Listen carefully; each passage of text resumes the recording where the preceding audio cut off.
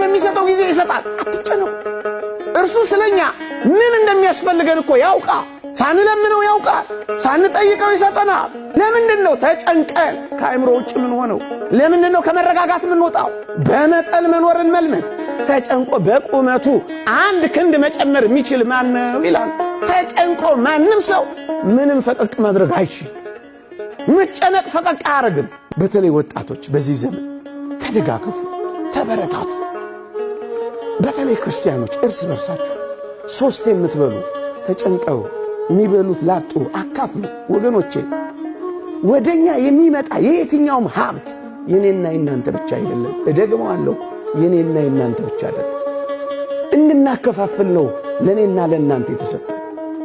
ብቻህን እንድትጨርሰው አይደለም እግዚአብሔር የሀብትን ጸጋ አንተ ጋር ያጎናጸፈው። እንድታከፋፍልለት ነው ወደ አንተ የመጣው። የወንጌላችን ትልቁ ተልእኮ ስጦታ ነው። እኛ እንኳን የዳነው በስጦታም አይደለም። ትልቁ ጸጋችን እኮ ስጦታ ነው። መጽሐፍ ቅዱሳችንን ገልበጥ አርጋችሁ ስታዩት የሚያስፈልጋቸውን ባትሰጧቸው ምን ይጠቅማቸዋል እኮ ነው ያለው።